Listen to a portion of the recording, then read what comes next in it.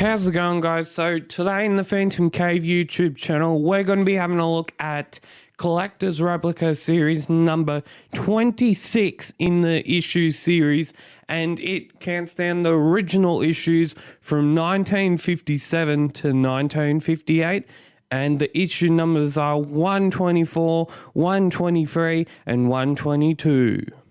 So let's get into it. I hope you enjoy this new comic that came out in, I think, February. So let's get into it and we'll see what the new stories are. So the first story is Diana Avatrix Lost Part 2, and then the second story is The Tale of Devil.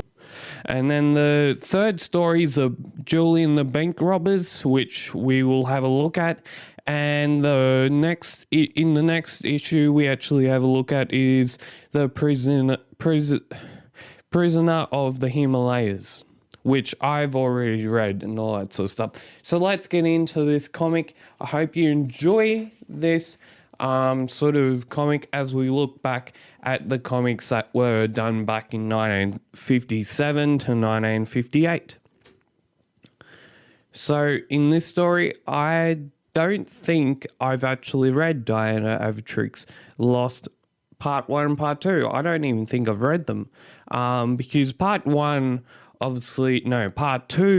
obviously, back 4 months ago, or even longer than that, was published back in Replica issue number 25 as the last issue for that series, for that book. So yeah, and the first part, and if you get the second part, which obviously is in number 25 and came out, I think, fully in, I think, 1035 or something. So yeah, the original story, the full actual original story of it actually came out, I think, in the early 90s or the late 80s or something like that. And we have sort of Diana and her pilot go missing, and what we find out is that there's a trap door leading underneath a Indian temple. Now, as we all know, tribe people, natives, are very superstitious in these Phantom comics. Like, if we take a story, say like the Fire God or something like that, or another story that was published probably earlier or after this story, then, and was published in the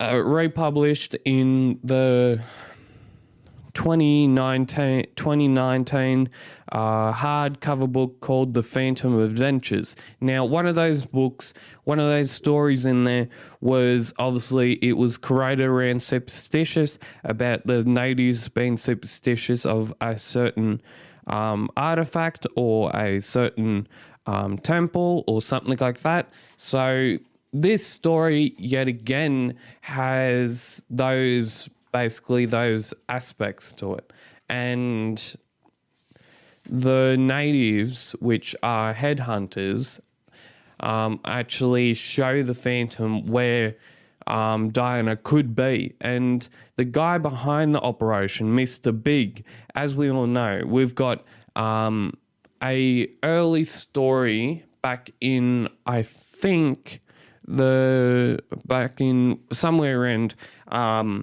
one of the first stories was ever published by Few, which was Mr. Hogg.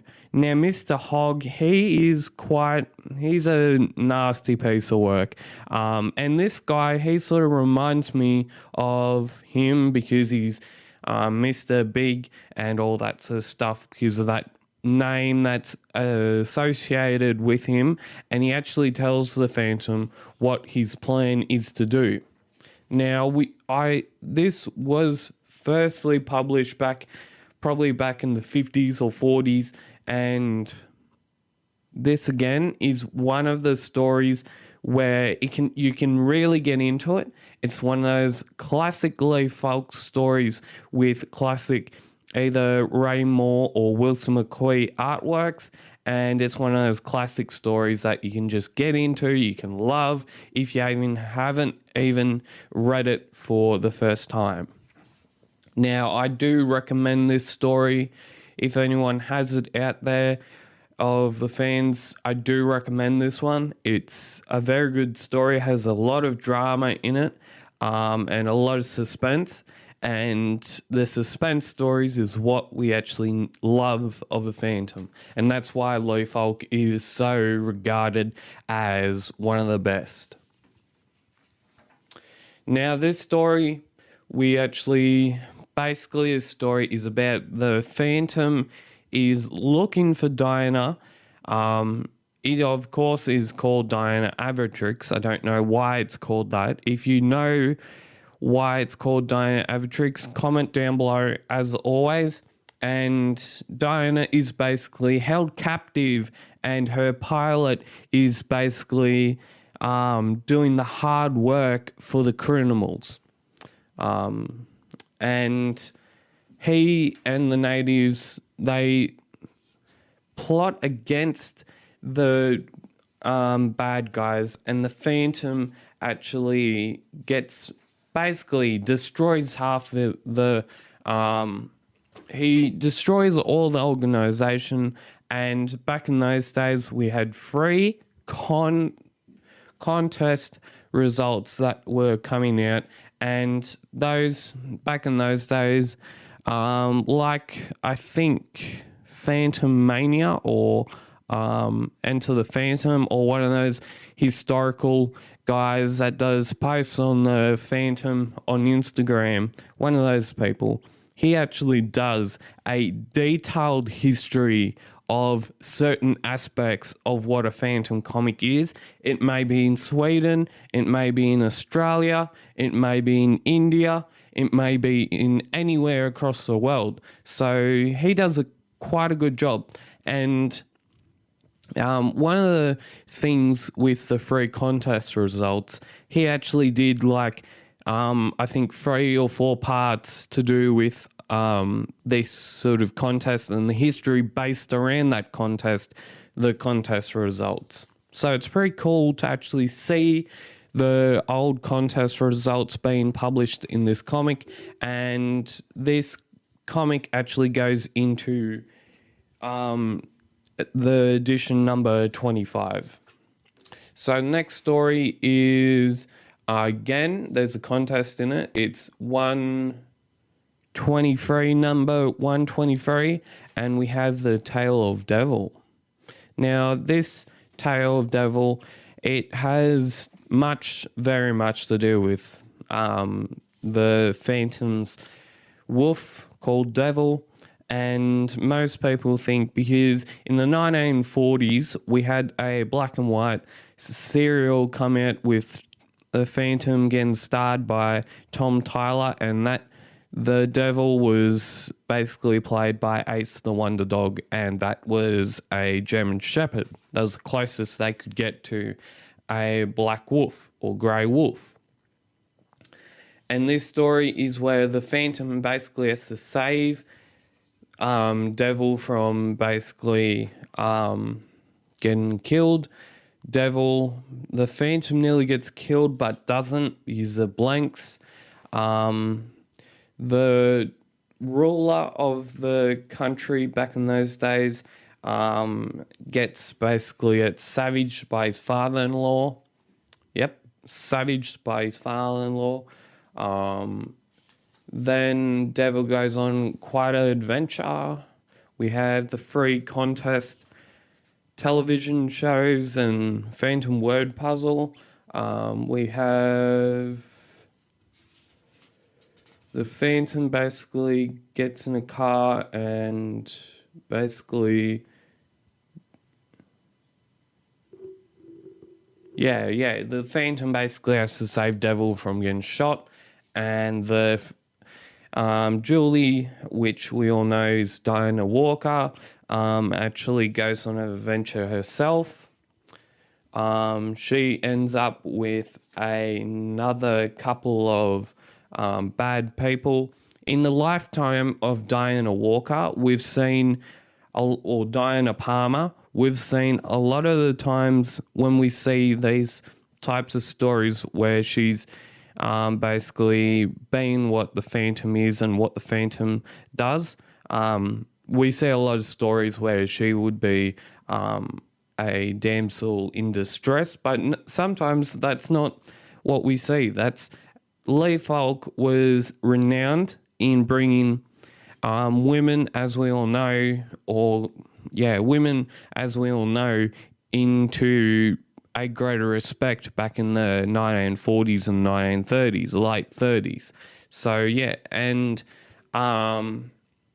back in one of the first stories of where we see Diana Palmer, you can tell instantly that Lee Falk is wanting to change the reality around women and back in the 1930s and 40s and 50s and all that sort of stuff.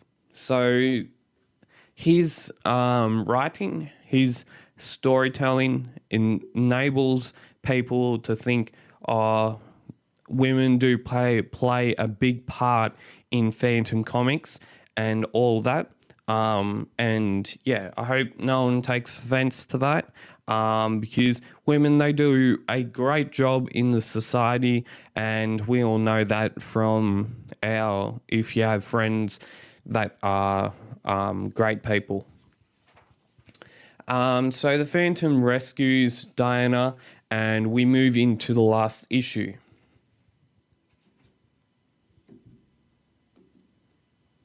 So the next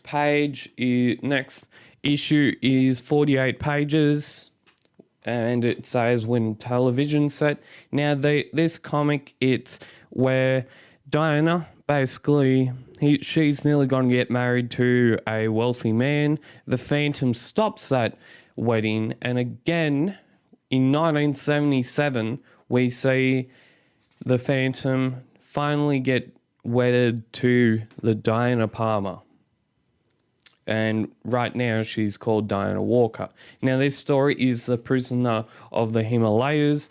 This story is actually one of the first ever stories that was ever written by Lee Falk, and is one of the best ones, I reckon, because last time I read this was probably late last year or mid last year, so yeah, it's pretty good.